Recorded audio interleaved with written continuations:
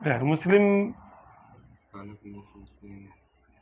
کرتے تپسیا کرتے ہیں وہ بھی، لیکن وہ کیونکہ راز سے واقف نہیں ہو سکتے. راز تو لا الہ الا اللہ کے ماتحت ہے. راز لا الہ، وہ اس میں گمراہ ہو جاتے ہیں. وہ گمراہی ہے نا، حقیقت تک پہنچے بغیر تصرف مل جانا گمراہی ہے. ان کو سکون بھی ملتا ہے اس میں، وہ کیا ہوتا ہے؟ یہ جو ہے یوگا وغیرہ میں یہی ہوتی ہے. سکون کون سا ہوتا ہے؟ جسمانی، ذہنی؟ ذہنی سکون ہوتا ہے. ہاں ذہنی سکون ہوتا ہے، جسمانی سکون ہو جاتا ہے، روح کا سکون نہیں، قلب کا سکون نہیں ہوتا، مضطرب رہتے. ہاں یہ وہ بھی مانتے ہیں، وہ بھی مانتے ہیں اس بات کو کہ ایک خاص درجے پہ جا کر ہم لوگ نہیں جا سکتے آگے. ایک ریکی والا تھا ایک بندہ، وہ میرے سے اس نے مجھے جو بتایا، اس نے کہہ رہے کہ ہمارا استاد ہے تو وہ شاید یوگا کا ماہر ہے، تو لیکن وہ غیر مسلم ہے.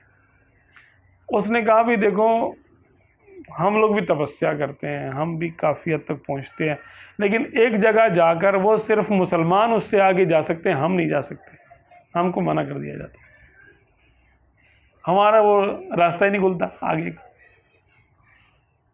مطلب اس لا الہ الا اللہ پڑھنے والا جائے گا آگے، محمد رسول اللہ صلی اللہ علیہ وسلم پڑھنے والا آگے جائے گا، اس کے آگے نہیں جا سکتا، کیونکہ یہ زمین و آسمان کی کنجی ہے،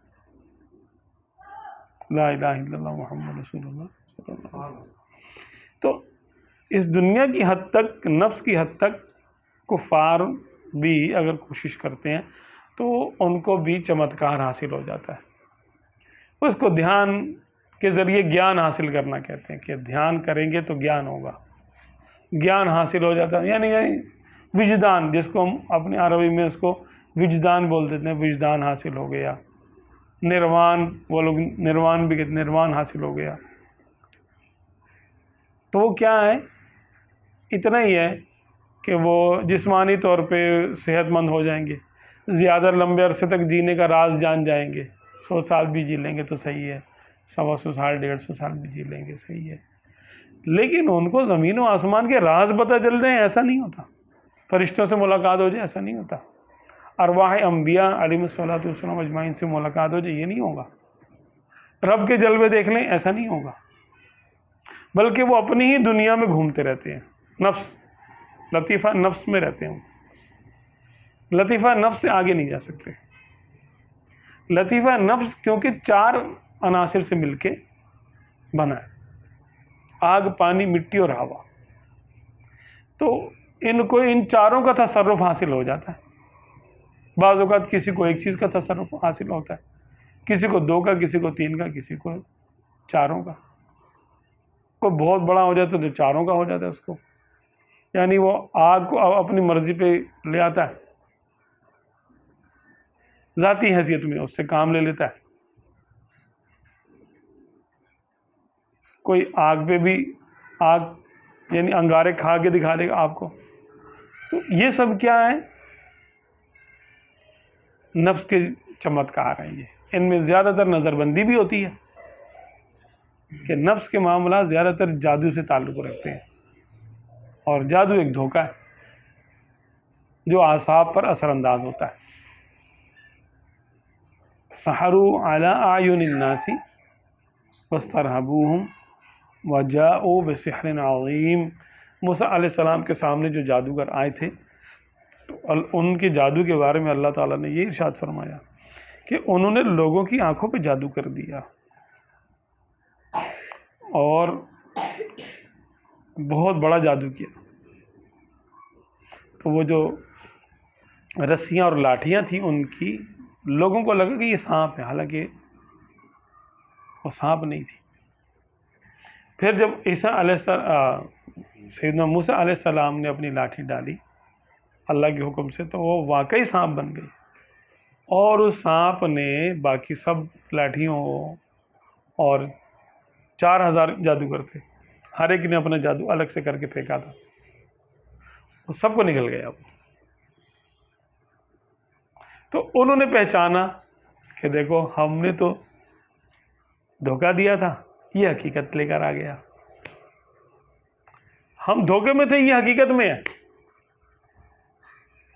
اس لیے وہ سجدہ میں گر گئے. ہاں، القی السحرۃ ساجدین قالوا آمنا برب العالمین رب موسیٰ و ہارون.